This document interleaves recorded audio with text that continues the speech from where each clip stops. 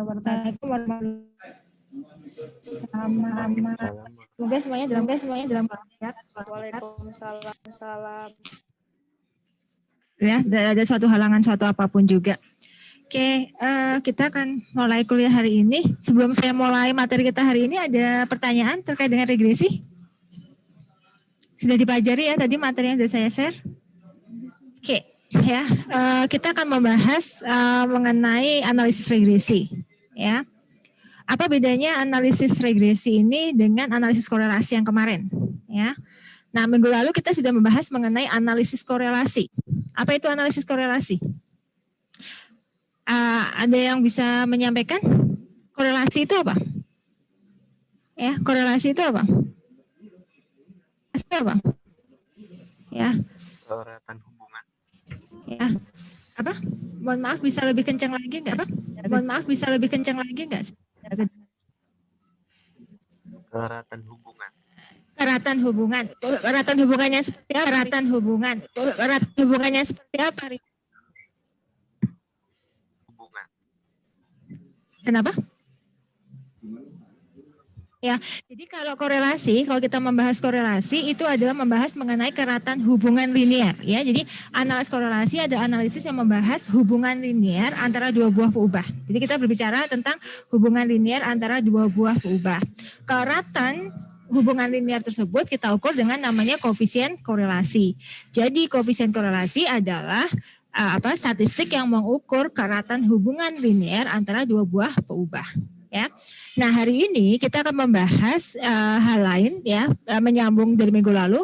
Kalau minggu lalu kita berbicara mengenai analisis korelasi, di mana analisis korelasi itu adalah menyatakan hubungan linear antara dua buah peubah. Jadi kita hanya melihat hubungan dua buah peubah. Nah kalau dalam hari ini kita akan membahas mengenai analisis regresi. Ya, apa itu analisis regresi? Jadi analisis regresi adalah merupakan analisis yang memodelkan. Jadi kita sudah punya model nih. Model antara apa? Memodelkan hubungan antara peubah respon, ya, antara peubah respon dengan satu atau lebih peubah penjelas. Jadi ada peubah yang menjelaskan dari peubah responnya. Contohnya adalah misalkan faktor-faktor apa saja yang mempengaruhi misalkan pengeluaran seseorang, ya. Apakah pendapatan mempengaruhi pengeluaran atau tidak, gitu ya. Bagaimana pengaruh nilai matematika, fisika, kimia Anda terhadap nilai IPK, ya. Berapa besar pengaruh dari nilai matematika, fisika, kimia yang Anda peroleh terhadap nilai IPK Anda. Ya, jadi di situ kita mendefinikan peubah respon dengan satu atau lebih peubah penjelas. Nah, apa itu peubah respon? Peubah respon itu kita disebut juga dengan peubah tak bebas atau dependent variable. Simbolnya adalah Y. Jadi ini adalah simbolnya adalah Y. Ini merupakan peubah respon atau peubah tak bebas dan merupakan disebut juga dependent variable bahasa Inggrisnya. Nah, biasanya simbolnya adalah Y. Peubah yang dipengaruhi oleh peubah lain. Itu disebut dengan peubah respon. Nah, apa itu peubah penjelas? Peubah penjelas merupakan explanatory variable, ya. Disebut dengan explanatory variable, disebut juga dengan peubah bebas atau independent variable, ya. Jadi ini adalah peubah yang menjelaskan dari peubah respon, maka disebut dengan peubah penjelas, ya.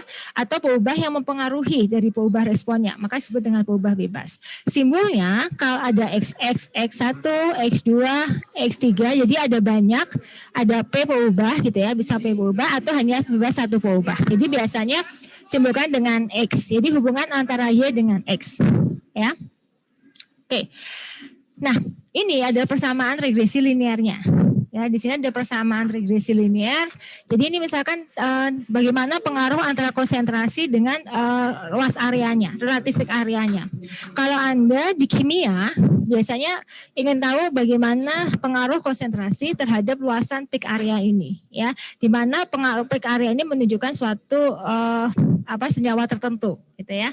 Nah, ternyata di sini adalah semakin banyak konsentrasi yang ditambahkan, maka luasan areanya juga akan semakin tinggi. Ya, kita ingin melihat bagaimana pengaruh konsentrasi terhadap relatif peak areanya ini. Kalau konsentrasi saya tambah sebesar 1 milimol, ya per liternya, berapa perubahan dari perubahan dari peak areanya, ya jumlah area peak areanya berapa perubahannya. Nah kalau kita ingin melihat bagaimana dampaknya, ya bagaimana dampaknya, berarti kita melihat bagaimana pengaruh X terhadap Y-nya, ya kita melihat bagaimana pengaruh X terhadap Y, ya. Nah ini adalah modelnya, ini ada kita punya model. Ya, ini adalah punya model. Ini adalah A, ini adalah BX. Atau biasanya kita tuliskan Y sama dengan A plus BX. Gitu. Nah, kemudian ini adalah ukuran kebaikan modelnya disebut dengan R square ya, untuk melihat seberapa bagus sih model yang kita buat. Nah, ini adalah pengamatan kita. Kemudian kita juga persamaan garisnya. Nah, persamaan garis inilah yang nanti sehingga kita berhubungan dengan pemodelan. Nah, kalau kita melihat sampai bentuk persamaan, berarti kita berbicara mengenai analisis regresi. Ya, kalau korelasi kemarin hanya bagaimana sih keeratan hubungan antara konsentrasi dengan relatif peak area. Kalau konsentrasinya ditambah, apakah relatif peak areanya juga bertambah? Ya, ini yang perlu dilihat. Oke, ya. Ada diskusi sampai sini, paham ya? Bedanya antara analisis korelasi dengan analisis regresi. Kalau di regresi kita lihat bagaimana pengaruh konsentrasi. Jadi ini konsentrasi itu adalah X-nya, ya. Kemudian luasan peak area ini sebagai Y. Ini adalah luasan peak areanya, ya. Ya. Jadi ingin melihat bagaimana pengaruh dari konsentrasi terhadap luasan peak areanya. Ya. Nah, sekarang untuk mata mestat ini kita hanya berbicara mengenai simple linear regression. Apa itu simple linear regression? Ya, simple itu berarti kita bicara tentang regresi linear sederhana. Nah, apa terminologi linear? Linear ini berarti linear dalam parameter. Ya, jadi yang dimaksud dengan terminologi linear itu adalah linear dalam parameter. Ya, kenapa hubungan beta 0, beta 1? Jadi beta 0, beta 1 itu kita sebut dengan parameter modelnya, ya. Nah, sehingga hubungan antara antara X dengan Y ini hubungannya bersifat linear, ya. Hubungannya bersifat linear. Ya, hubungannya bersifat linear. Kemudian terminologi simple atau sederhana merujuk pada satu perubahan penjelas, ya. Jadi kita punya satu perubahan penjelas. Kita punya satu model penjelas, kemudian kita punya persamaan regresi Y sama dengan beta 0 plus beta 1 XI plus AI. Di mana? Sebentar. Berapa? 258. Ya udah. Oke. Nah, oke ya. Model persamaan regresinya, ya Bu. Model persamaan regresinya sebagai berikut. YI sama dengan beta 0 plus beta 1 XI. Ya, plus AI. Ini adalah model persamaan regresi linearnya. Ya, ini adalah pengamatan dari 1, 2 sampai dengan N. Ya. Oke. Nah, bentuk persamaannya adalah apa makna beta 0 dan beta 1. Ya, sekarang kita berbicara apa makna beta 0 dan beta 1. Beta 0 itu merupakan nilai titik potong ketika X sama dengan 0. Ya, berapa X sama dengan 0 ketika Y sama dengan beta 0. Ya, sedangkan beta 1 adalah perubahan nilai Y pada saat setiap perubahan X. Jadi beta 1 itu adalah perubahan Y, ya, perubahan Y, delta itu adalah perubahannya dibagi dengan delta X. Ya, berapa perubahan X sehingga akan menyebabkan perubahan dari Y-nya. Nah, kalau dulu waktu SMA Anda kenal namanya gradient, ya, atau slope. Nah, itulah sebenarnya adalah beta 1. Jadi beta 1 itu menunjukkan seberapa miring, ya, kemiringan dari persamaan garis regresinya. Ya, sedangkan beta 0 merupakan titik potong dengan sumbu X, ya, titik potong dengan sumbu X. Ini adalah titik potong dengan sumbu X, ya. Oke. Paham ya? Nah, regresi, baseline model regresi itu adalah Y sama dengan beta 0. Ini adalah ini. Nah, beta 0 ini sama dengan Y rataan. Jadi kalau Y sama dengan Y rataan itu berarti modelnya ini.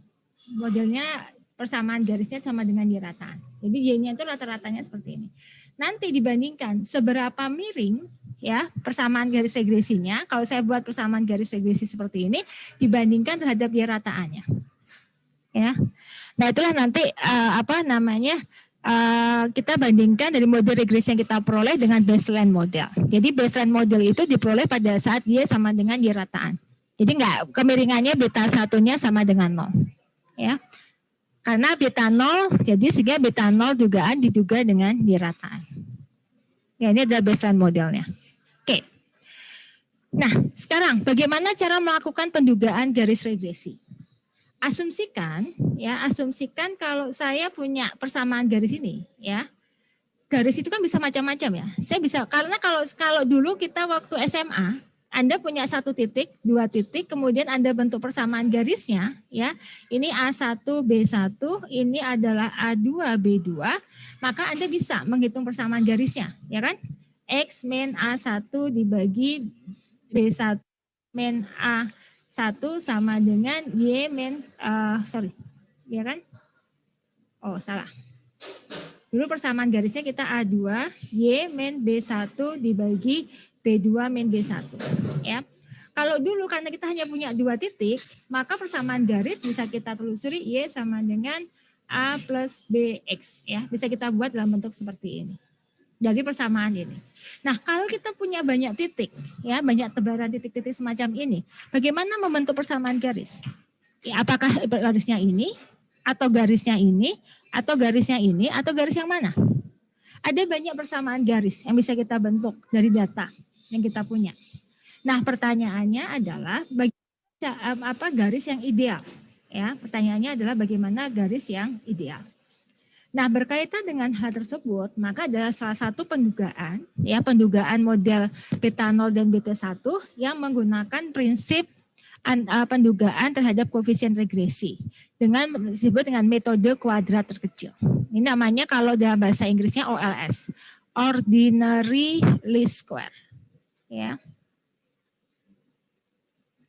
Ya, jadi dia adalah meminimumkan. Jadi kalau saya buat garis selalu ada jarak antara persamaan garis kita dengan titiknya. Ya, nah dia meminimumkan jarak-jarak ini. Ya, meminimumkan jarak-jarak seperti ini.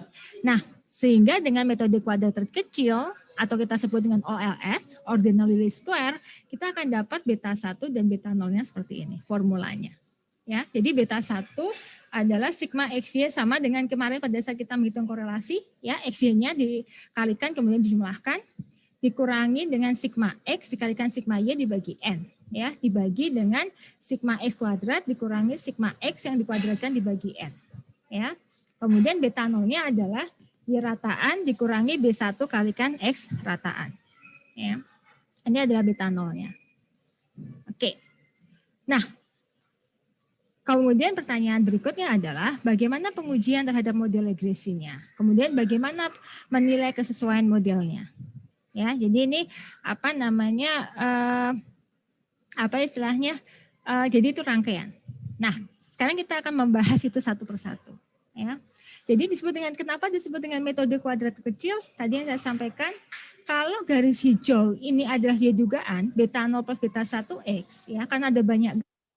Maka ya, garis yang OLS ini adalah meminimalkan jarak antara garis ini dengan masing-masing titik, diminimalkan dia, ya. Jadi diminimalkan. Kemudian kalau kita dulu belajar turunan, diturunkan terhadap persamaannya, kemudian sama dengan 0, ketemu formula untuk beta 0, beta 1, ya. Makanya disebut dengan meminimalkan jumlah kuadrat Galat, disebut dengan metode kuadrat terkecil, ya. Nah, keragaman yang bisa dijelaskan itu oleh model adalah kalau jarak antara model baseline tadi, Y rataan terhadap titiknya itu disebut dengan total variability, ya, keragaman totalnya. Kemudian jarak antara model baseline dengan persamaan garis itu disebut dengan keragaman yang dapat diterangkan. Berapa besar keragaman yang dapat diterangkan? Kemudian jarak ini disebut dengan keragaman yang tidak dapat diterangkan. Jadi ada 2 keragaman yang dapat dan keragaman yang tidak dapat diterangkan, ya. Oke, sehingga kita ini disebut dengan apa? Nanti kita modelkan dalam bentuk ANOVA, ya. Oke. Nah, pertanyaannya adalah bagaimana cara menduga persamaan regresi? Nah, saya memang sengaja biasanya kalau di kelas saya akan ajarkan Anda cara menggunakan kalkulator, tapi kalau kalkulator saya susah untuk memandu Anda menggunakan kalkulator sehingga nanti Anda bisa gunakan Excel. Ya, Excel. Jadi inputkan datanya seperti ini. Jadi ada konsentrasi, kemudian 0,2, 0,2, 0,5, 1, 2, 3, 4, 5, kemudian area gitu ya. Ini anggap sebagai X, ini anggap sebagai Y. Itu pasangan datanya, inputkan. Kemudian Anda blok, ya semuanya Anda blok, ya blok. Kemudian Anda insert, masukkan ke insert, ya. Kemudian masuk ke scatter, ya. Scatter itu di sini nih, scatter, ya. Boleh klik scatter, maka akan muncul tampilan seperti ini. Ya, ini adalah kita melihat semakin tinggi konsentrasi, areanya juga semakin besar. Oh, berarti ini hubungannya positif. Ya, dari sini Anda bisa cari korelasinya, nggak apa-apa. Berarti korelasinya feeling saya adalah besar, kuat, karena pasti mendekati 1. Kenapa? Karena itu berat datanya hampir mendekati garis lurus. Ya, tapi kemudian saya ingin tertarik bagaimana pengaruh korelasi, ya, bagaimana pengaruh korelasi terhadap luas area. Nah, berarti saya menduga kan persamaan regresinya. Gitu ya. Nah, cara yang paling mudah adalah kalau Anda buat tebaran, kemudian Anda dapat persamaan garisnya, Anda tinggal kalau Anda muncul di sini, ya, maka di sini kalau Anda sudah muncul grafik ini, akan muncul namanya quick layout, jadi layout secara cepat. Maka di sini Anda pilih saja, ya, yang ada fungsi fx-nya. Maka hasilnya akan menjadi seperti ini, seperti yang saya tunjukkan pertama kali tadi. Berarti persamaan garisnya dapat, ya, Y sama dengan 1,365 X plus 0,7628, kemudian R square 0,9957. Pertanyaan saya adalah, apa makna 0,7628? Ya, ini angka apa ini? Menunjukkan apa? 0,7268? Taris? Beta 1. Beta 1 atau beta 0? Nah, beta 0. Beta 0, oke ya. Ya, beta 0. Oke, beta 0 dugaan. Jadi sudah pakai dugaan. Kenapa? Karena data beta 0 ini kita duga dari data. Ya, beta 0 kita duga dari data. Nah, berapa beta 0 dugaan ini? Ya, berapa beta 0 dugaan ini? Gitu ya. Nah, beta 0 dugaan ini artinya apa? Berarti titik potong dengan sumbu Y. Artinya jika konsentrasinya 0, maka berapa rata-rata luas areanya? Ya, sehingga ini artinya jika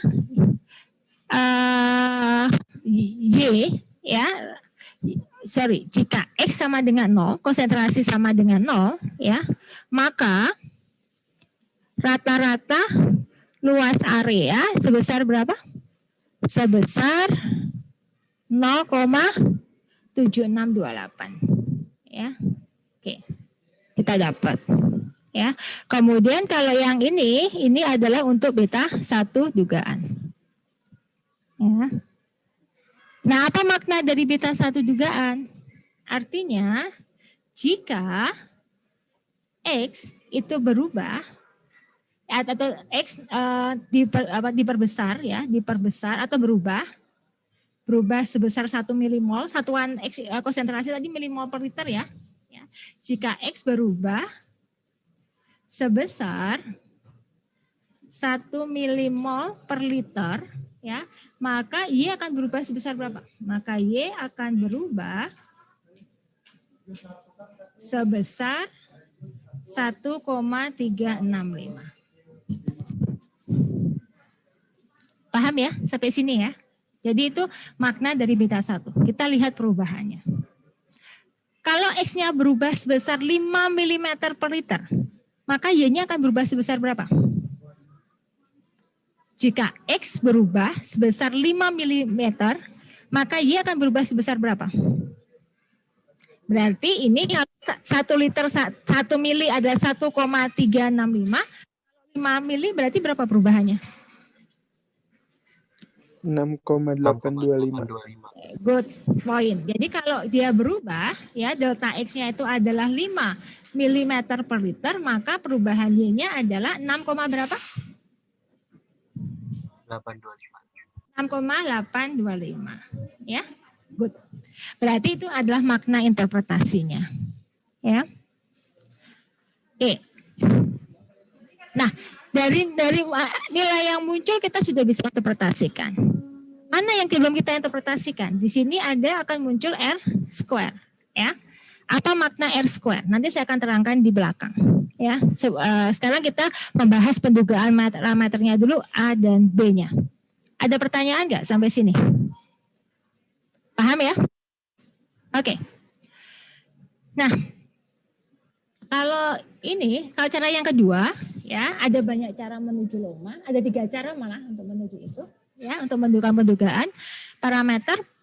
Sama dengan kemarin, Anda aktifkan di data ini, Anda aktifkan apa? Data analysis, ya. Nah, setelah Anda aktifkan data analysis akan muncul pilihan analisis tool. Kita pilih analisis regresi, ya. Regression. Dari regression kita masukkan. Nah, ini Y sama X-nya nggak boleh salah. Jadi dari awal Anda bisa menentukan konsentrasi mempengaruhi area atau area mempengaruhi konsentrasi. Ya. Jika konsentrasi mempengaruhi area, maka konsentrasi adalah sebagai X, area sebagai Y. Tapi kalau area mempengaruhi konsentrasi, maka area sebagai X, konsentrasi sebagai Y. Ya. Nah, secara keilmuan, konsentrasi mempengaruhi area atau area mempengaruhi konsentrasi? Konsentrasi mempengaruhi area. Ya. Nah, jika konsentrasi mempengaruhi area, maka konsentrasi ini kita anggap sebagai X, maka area ini kita anggap sebagai Y. Ya, sehingga input Y-nya adalah area, ya. Kemudian input X-nya itu adalah konsentrasi, ya, untuk konsentrasi. Good. Kemudian karena kita masukkan labelnya, kita klik di labelnya, kita munculkan di output option-nya, kemudian kita akan dapat output seperti ini, ya. Dalam kedipan mata Anda sudah dapat hasilnya, ya.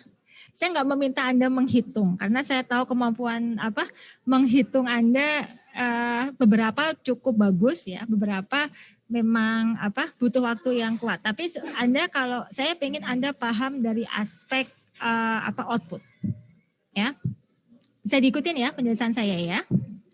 Nah, output dari regresi ini adalah sedikit lebih banyak dibandingkan cara yang pertama tadi. Jadi kalau cara pertama tadi adalah kita lebih ke arah visualisasi grafik, ya, bagaimana kita membuat grafik. Kalau ini kita lebih ke arah lebih banyak statistik yang ditampilkan, ya. Nah, saya akan mulai dari output Excel, mulai dari ini. Dari ini dulu, tabel ANOVA dan tabel ini, ya, 2 output ini. Apa maksud 2 output ini? Adalah kita berbicara adalah bagaimana pengujian terhadap model regresinya. Apakah X signifikan atau tidak mempengaruhi terhadap Y, ya.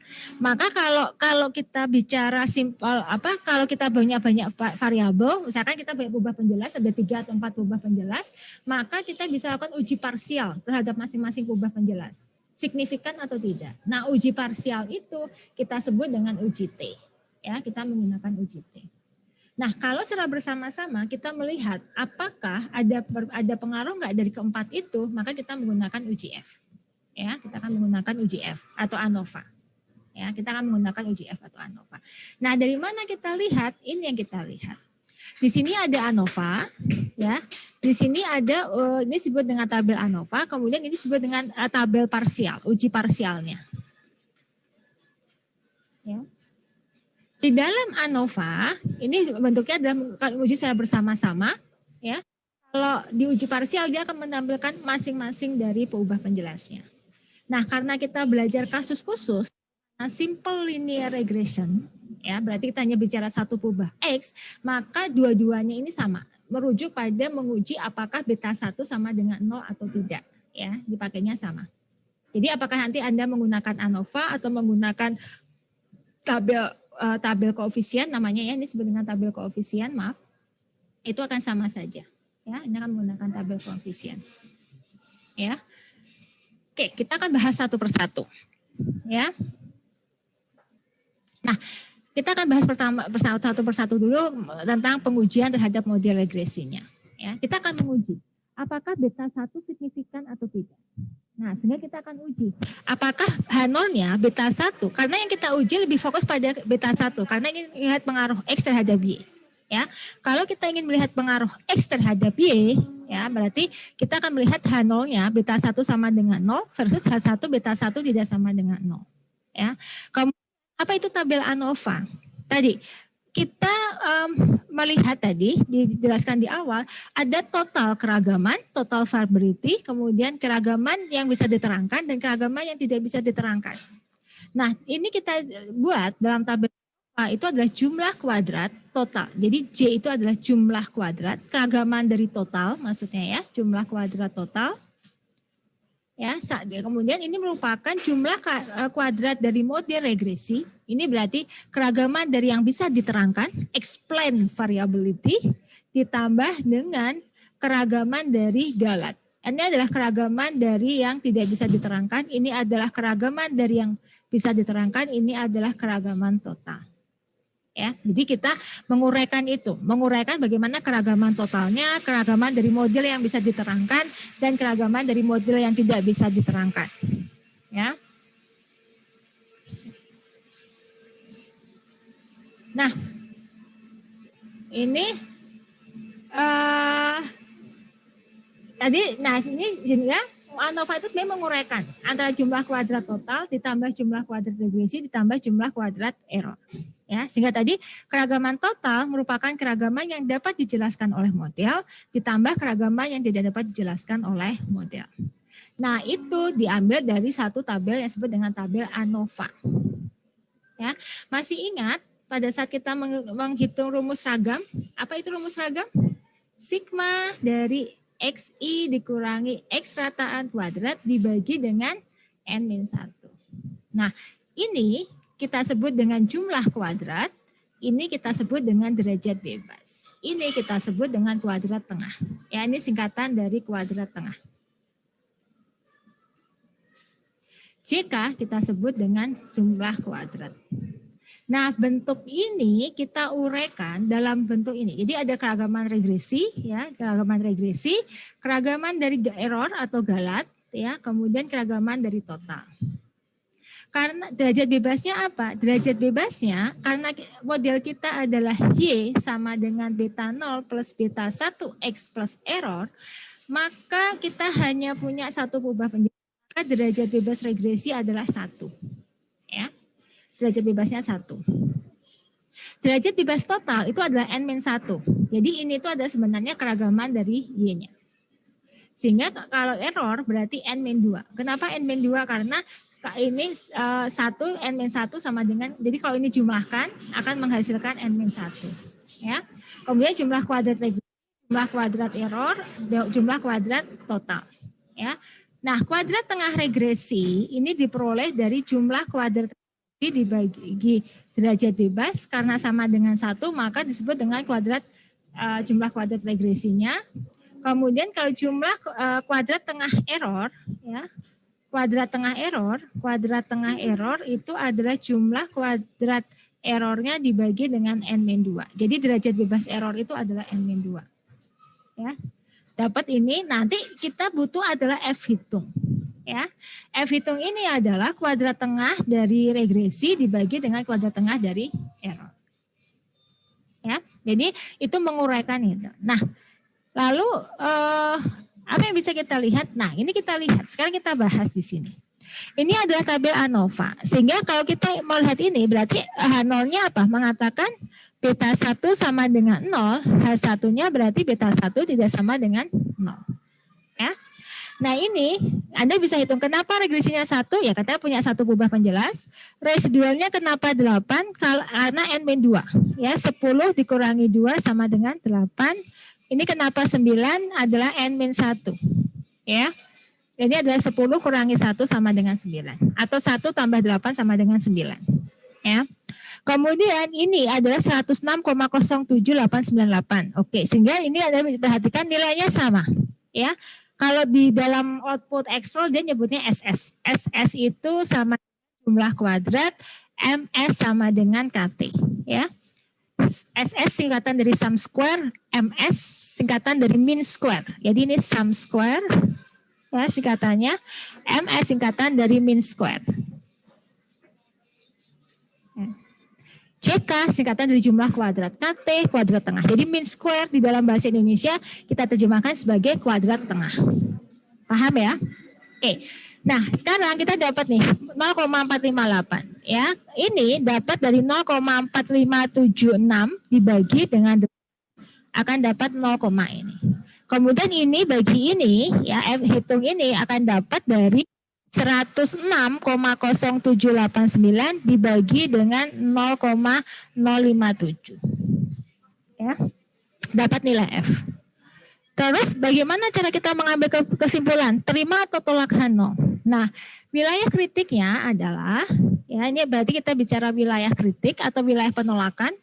Saya bicara kritik adalah wilayah penolakan adalah jika F hitung lebih besar dari signifikan F-nya, maka tolak Hano. Ya. Nah, kesimpulan kita apa di sini? Kesimpulan kita. Karena F hitung kita sama dengan 1854 ya, lebih besar. Oh, signifikan F ini ya. Kita cari dulu signifikan L. Sorry, ini adalah nilai P-nya. Sorry.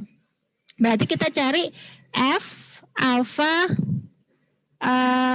F misalkan pada alfa 5% ya. Berarti F 0,05 1,8 ya. Maka tolak Hano.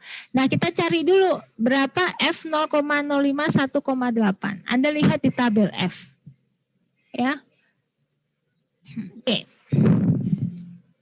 Ya, kita cari nilai F 0,05 derajat bebas 1,8. Ini sama dengan C tabel, sama dengan T tabel. Ya. Nah, dari mana cara memperoleh ini? Anda bisa gunakan Excel.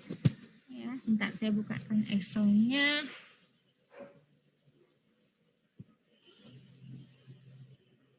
Ya, untuk cara mencari F tabel tadi, ya, Anda bisa gunakan Excel dengan perintah adalah F inverse, ya, F inverse. Jadi pakainya adalah F inverse pada alfa 0,05, ya, 0,05. Derajat bebasnya berapa? 1 dan 8. Ya. Adalah 5,3176. Ini 5,3176. Tadi kita ketemu F hitung ini adalah F 0,05 1,8. Tadi perintahnya apa? Pakai function F inverse ya. Jadi F inverse 0,05 1,8. Nah, F hitung kita tadi, F hitung kita berapa sih? 1824 ya. Karena F hitung kita lebih besar dari F 0,05 derajat bebas 1,8, maka tolak Hano. Ya, tolak Hano. Artinya, ya oke, tolak Hano terima H1 Bu. Oke. Terima Hano atau tolak H1. Apa artinya? Bahwa ini X berpengaruh, artinya apa? Konsentrasi, ya X-nya apa di sini? X berpengaruh terhadap Y. Dengan kata lain bahwa konsentrasi berpengaruh ya terhadap luas area. Nah, sehingga kalau kita yakin bahwa beta 1 berpengaruh, ya berpengaruh, nah makanya baru kita interpretasikan tadi. Setiap kenaikan konsentrasi sebesar 1 milimol ya per liter, maka area akan berubah sebesar berapa? Berubah sebesar 1,3 sekian satuan. Ya. Itu adalah rangkaian pada saat kita mencoba menginterpretasikan dari beta 1. Paham sampai sini? Ada pertanyaan? Bu, yuk, silakan Galuh. Lebih perlahan Bu menjelaskannya. Oh, kecepatan ya? Makasih Bu. Ya, sama-sama. Di mana yang masih kurang jelas? Dari mana yang masih kurang jelas? Dari awal? Udah jelas kok Bu, tapi lebih pelan lagi sedikit. Oke. Ini udah mau weekend, jadi hawanya cepat ya, ngebut. Oke, baik.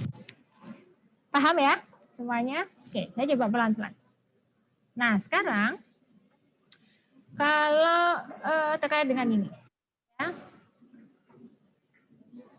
saya mau sharing tentang ini ya. Atau ya, atau Anda bisa menggunakan ini, ya.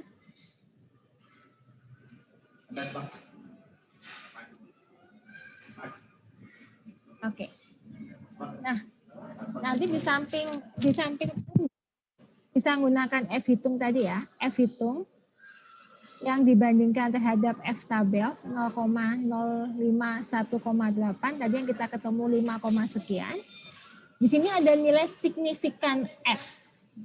Ya. Apa itu nilai signifikan F? Nilai signifikan F itu adalah nilai P. Ya, nilai P. Nah, ini jika nilai P kurang dari alfa 5%, maka kita katakan tolak H0. Juga bisa. Nah, kita lihat. Karena nilai P kita berapa? Nilai P kita adalah 9,328 E pangkat min 11. Artinya apa sih angka ini? Ini bermakna 0,1, 2, 3, 4, 5, 6, 7, 8, 9, 10. Ya. 11. Berarti ini 10, 11. 9,9328. Ini lain cara menuliskannya. Berarti apa? Nilai P-nya itu sangat kecil sekali ya. 0,0000 sekian. Nah, karena nilai P-nya ini sangat kecil sekali, 0,000 sekian, kalau saya bandingkan terhadap alfa 5%, 0,05, maka kesimpulan kita apa? Lebih kecil atau lebih besar? Lebih kecil kan? Sehingga kesimpulan kita atau tolak H0? Kesimpulan kita terima atau tolak H0? Kesimpulan kita adalah tolak H0. Karena nilai P itu kurang dari alfa 0,05, maka kita tolak H0. Nah, pengambilan kesimpulannya Anda bisa menggunakan ini langsung. Kalau ini berarti Anda bandingkan langsung terhadap nilai P-nya, atau Anda tadi mencari nilai statistik F-nya. Ya, ketemu di sini. Ya. Mana yang mau dipakai? Silahkan. Ya, mana yang mau dipakai? Silahkan. Oke.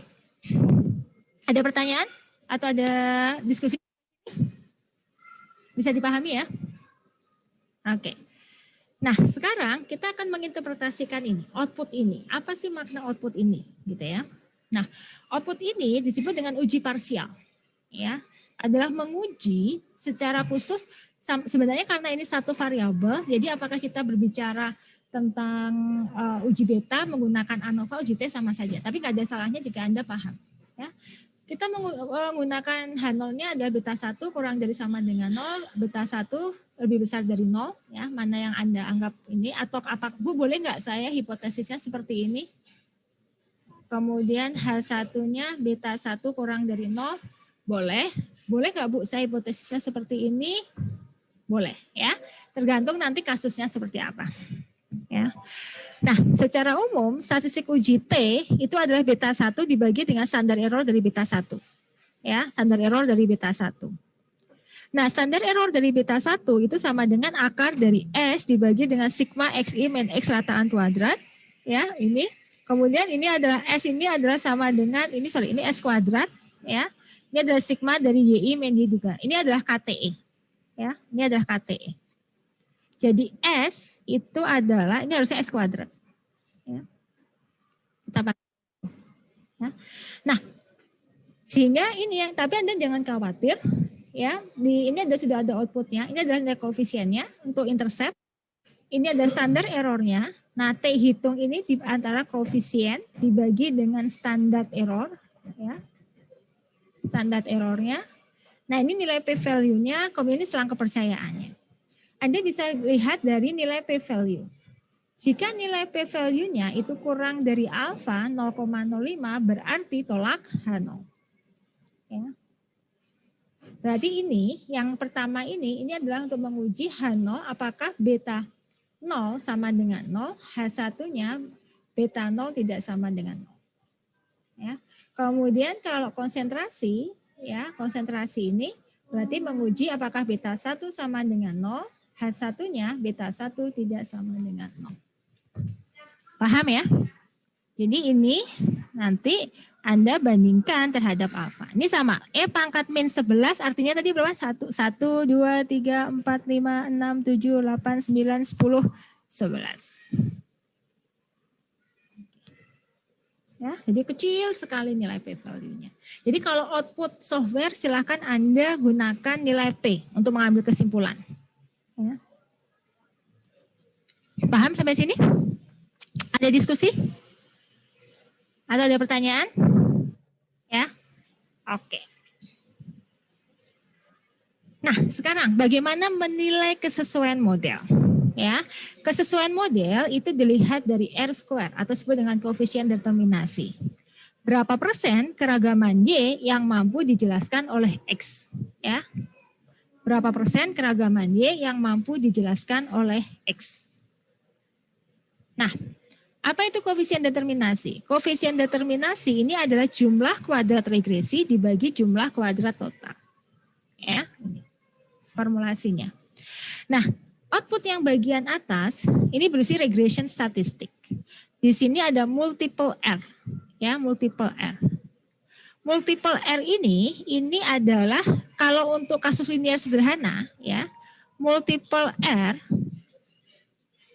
dalam kasus linear sederhana, ya, ini sama dengan korelasi antara X dengan Y. Jadi ini adalah korelasi X dengan Y. Kemudian di sini ada R square. Ini berarti R square ini adalah 0,9957. Yang ini korelasinya adalah 0,9978. Sebenarnya korelasi ini kalau Anda mencari ini akar dari 0,9957. Kalau nggak percaya buktikan saja. Ya. Nah, sekarang pertanyaannya adalah apa makna R square 0,9957 ini? Artinya ya, model mampu menerangkan keragaman dari Y sebesar 99,57%. Menurut Anda model ini sudah cukup bagus nggak? Nah, model segitu cukup bagus nggak modelnya? Ilham. Kalau R square-nya adalah 99,57%, menurut Anda bagus nggak Ilham? Ilham? Halo? Ilham? Ilham Putra? Kalau R square-nya 99,57%, bagus nggak menurut Anda? Sudah puas nggak Anda terhadap kebaikan model yang ada?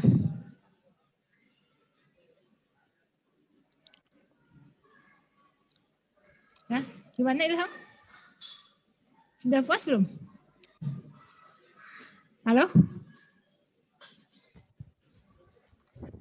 Tinggal jawab ya atau tidak.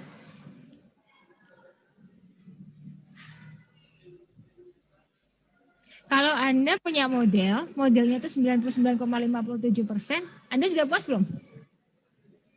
Sudah, Bu. Ya, ini modelnya sudah cukup bagus. Ya, kenapa model itu cukup bagus? Karena model semakin 100%, maka model itu dikatakan sudah cukup bagus. Ya. Oke, ini modelnya cukup bagus sekali karena menerangkan 99,57%. Biasanya data-data dari percobaan laboratorium itu memang R-square-nya tinggi-tinggi. Tapi kalau Anda dapat pengumpulan data dari masyarakat atau sosial, biasanya R-square-nya nggak tinggi. Ya, seperti itu. Oke, paham ya sampai sini? Ada diskusi? Ya. Nah, ya, di sini ada namanya adjusted R-square. Ini cuma masalah rumus saja. Jadi kalau R square itu kan diperoleh dari JKT dibagi dengan JKR. JKR dibagi dengan JKT. Jadi 106,0798 dibagi dengan 106,53756 itu akan menghasilkan 99,57%. Ya. Oke, nah kalau R squared adjusted ini hanya formula aja. 1 dikurangi kalau ini adalah KTE dibagi dengan KT T. Apa itu KTT? Jumlah kuadrat total dibagi dengan derajat bebasnya. Ya. Nah, standar error, ini ada standar error. Ini adalah akar dari KTE. Ya, jadi kalau saya KTE-nya 0,057, berarti ini akar dari 0,057. Ya. Kemudian kita punya 10 data pengamatan. Ya. Jadi sebenarnya informasi itu Anda bisa dapatkan melalui output Excel. Paham ya? Ada diskusi atau pertanyaan sampai sini? Ya. Oke, jadi Anda sudah tahu, oh ya memang konsentrasi mempengaruhi terhadap Y, mengaruhi luas area. Kita tahu bahwa bagaimana bentuk pengaruhnya. Jadi jika konsentrasi meningkat sebesar 1 milimol per liter, berarti luas area meningkat sebesar ini kan, sebesar 0,13364. Ya, kita bisa interpretasikan jika dia signifikan. Jika dia tidak signifikan, maka nggak bisa kita interpretasikan karena dianggap sebagai nol. Makanya itu perlu pengujian hipotesis. Ya, jadi kenapa kita perlu melakukan pengujian hipotesis? Karena data yang kita peroleh adalah data sampel, bukan data populasi. Ya, itu yang perlu diingat. Sehingga setiap kali kita melakukan pendugaan, kita harus melakukan pengujian hipotesis. Paham ya sampai sini? Oke. Kemudian prediksi. Nah, fungsi dari regresi adalah untuk memprediksi. Tadi data saya itu adalah 0,2, 0,2, 0,3, 1, 2, 3, 4. Kemudian saya tertarik. Kalau X-nya 2,5, berapa sih kira-kira dugaan Y-nya? Apa saya harus melakukan percobaan? Ya, sebenarnya kalau kalian punya persamaan regresi, kalian nggak perlu melakukan percobaan, ya. Tinggal Anda masukkan ke dalam persamaan regresi. Ini adalah manfaat dari prediksi, ya. Jika konsentrasinya sebesar 2,5, berapa dugaan luas areanya? Ya, berarti ini Y dugaan sama dengan 0,76283 plus 1,3665 X. Nah, tinggal kita masukkan aja, X-nya adalah 2,5. Dapatlah, oh kalau konsentrasinya itu adalah 2,5, maka dugaan luas areanya itu adalah 4,1998. Ya, itu adalah dimaksudkan untuk melakukan prediksi. Ya, untuk melakukan prediksi. Kemudian berikutnya adalah jika konsentrasi sebesar 10, berapa dugaan luas areanya? Berarti kita masukkan 10 kan? Ya, tapi 10 ini eligible nggak sih? Ini tuh nggak eligible sebenarnya. Kenapa 10 tidak eligible? Karena luas selang konsentrasi kita itu antara 0,2 sampai 7. 10 itu di luar ini. Ya, 10 itu di luar 7. Maka kita nggak akan bisa melakukan pendugaan untuk angka 10 dengan menggunakan persamaan ini. Persamaan regresi hanya berlaku pada selang interval X yang kita cobakan. Ya, X kita adalah 0,2 sampai 7. Kalau saya tanya, berapa X sama dengan 8. Bisa nggak kita duga dari model regresi kita? Sabrina. Kalau X sama dengan 8, Sabrina. Bisa nggak kita duga dari model yang kita punya? Ya, Sabrina. Masih dengar saya ya? Kalau X sama dengan 8, masih ini nggak? Masih kelihatan nggak? X sama dengan 8. Bisa kita duga nggak? Ratih? Oke, Ratih, kalau X sama dengan 8, persamaan ini masih bisa kita gunakan nggak, Ratih? Atau siapa yang bisa jawab? Bisa nggak kita pakai untuk menduga kalau X sama dengan 8, berapa Y dugaannya? Nggak bisa, Bu. Bisa. Nggak bisa. Ya, nggak bisa. Kenapa nggak bisa? Karena di luar interval. Good point. Ya. good point. Selangnya Karena selangnya kita hanya mengamati antara 0,2 sampai 7. 7. Ya, paham ya? Jadi regresi ini hanya bisa untuk interpolasi, ya, interpolasi. Berarti ada di dalam selang yang kita inginkan. Kita tidak bisa melakukan ekstrapolasi. Ekstrapolasi, ya, kita nggak bisa melakukan ekstrapolasi. Ya, paham ya? Sampai sini? Ada pertanyaan atau diskusi? Ya, oke. Paham, Bu. Ya, sip. Kalau begitu, oke. Kemudian, apa perbedaan antara korelasi dan keterbatasan korelasi dan regresi linear? Ya, korelasi dan regresi linear itu hanya menghubungkan, menggambarkan hubungan yang linear. Ya, hubungan yang linear. Linear artinya apa? Linear dalam parameter. Ditunjukkan oleh apa? Bentuk persamaan regresinya.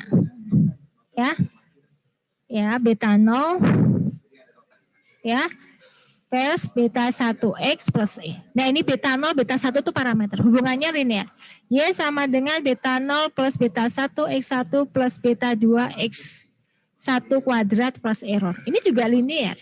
Walaupun di sini ada kuadratnya, kita nyebutnya kuadratik, tapi hubungan parameternya itu linear. Maka disebut dengan linear. Lalu yang nggak linear itu seperti apa? Oh, banyak. Misalkan di fungsi produksi. Kita bisa nggak misalkan X1 pangkat alfa 1 kali X2 pangkat alfa 2. Nah, alfa 1, alfa 2 ini bentuknya ada perpangkatan. Bukan suatu bentuk yang linear.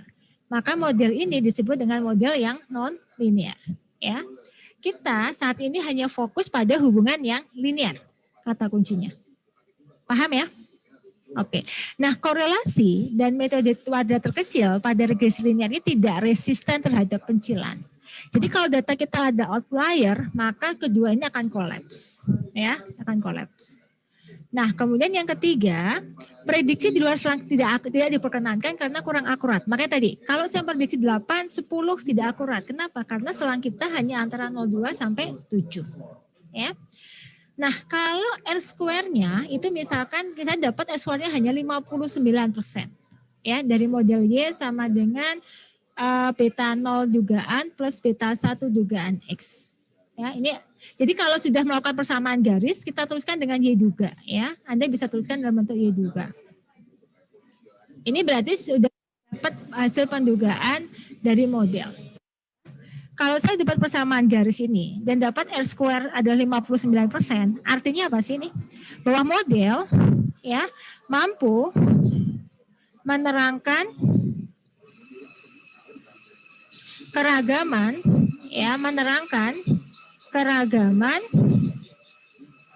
dari X sebesar 59%.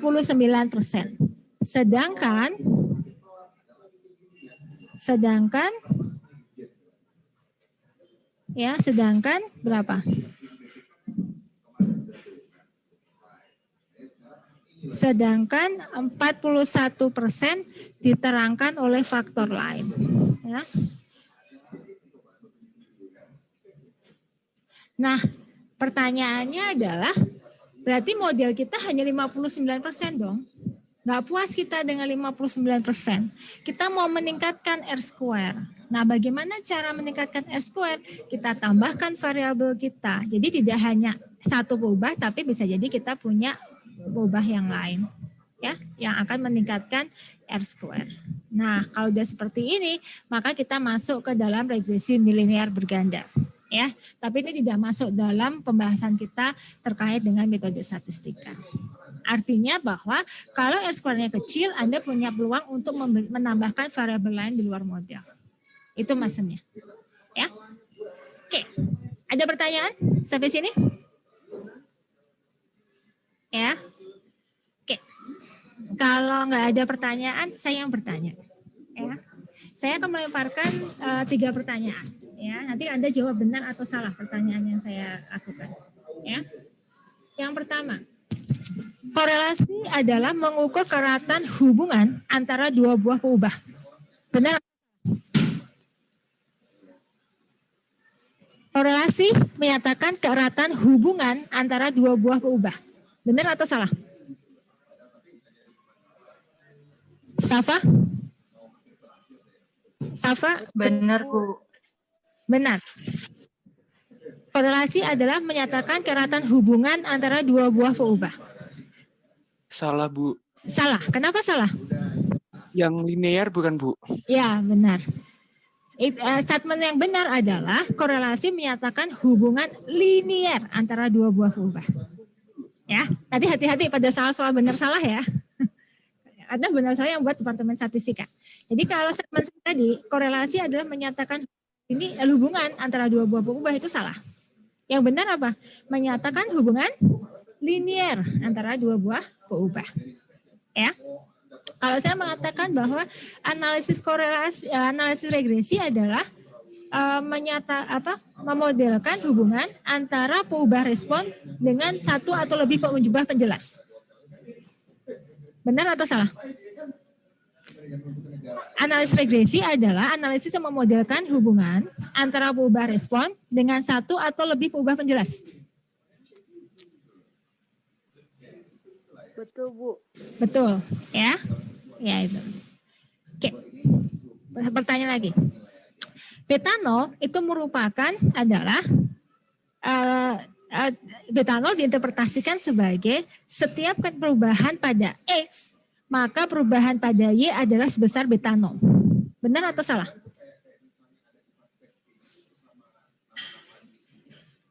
Betanol diterjemahkan sebagai jika ada perubahan dari X, maka perubahan dari Y sebesar betanol. Betul atau salah? Betul, Bu. Betul? Salah, Bu. Ya, salah. Salah, Bu. Salah. Yang Harusnya beta 1. nah, good point. Harusnya itu adalah beta 1. Ya, karena kalau betanol interpretasinya apa? Betanol interpretasinya adalah titik potong dengan sumbu Y. Jadi jika X sama dengan 0, ya, maka Y adalah sebesar betanol. Jadi itu adalah titik potong dengan sumbu Y itu adalah betanol. Itu ya? Paham ya? Oke. Ya. Paham, Bu. Oke, kalau paham, ada pertanyaan sampai sini? Oke, satu lagi. Untuk mengukur kebaikan model digunakan koefisien korelasi. Untuk mengukur kebaikan dari suatu model regresi digunakan koefisien korelasi. Benar atau salah?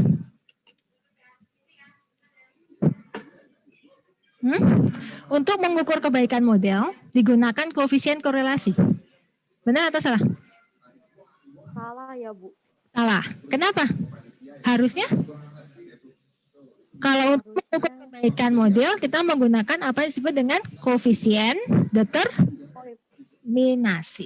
Ya. Determinasi. Ya, benar. Ya. Jadi bedakan antara koefisien determinasi dengan koefisien korelasi. Gitu ya. Oke. Good. Ada diskusi atau ada pertanyaan sampai sini? Kalau tidak ada, saya rasa cukup sekian kuliah kita. Oh ya, tadi kemarin ada satu statistik. Anda semua sudah mencoba ini apa latihan yang ada di hipotesis statistik untuk pengujian hipotesis? Hanya belum banyak yang menguji untuk latihan tahap pertama, tahap kedua cuma ada 37%. Jadi bagi Anda yang belum latihan silahkan latihan. Kalau ada yang kurang jelas silahkan tanyakan. Jangan suka-suka untuk menanyakan, ya. Oke. Nah, nanti minggu depan saya akan buat latihan di ULMS. Silakan Anda melakukan latihan di situ, ya. Pengolahan datanya Anda bisa menggunakan Excel, ya, atau kalkulator. Untuk ujian silakan Anda menggunakan Excel, buat saya nggak ada masalah, ya. Oke, baik, ada diskusi atau ada pertanyaan sampai sini? Kalau nggak ada, kuliahnya saya cukupkan sampai di sini. Terima kasih atas perhatiannya. Sehat-sehat selalu semuanya. Salam buat keluarga. Saya akhiri. Assalamualaikum warahmatullahi wabarakatuh. Ya. Waalaikumsalam. Terima kasih. Ya.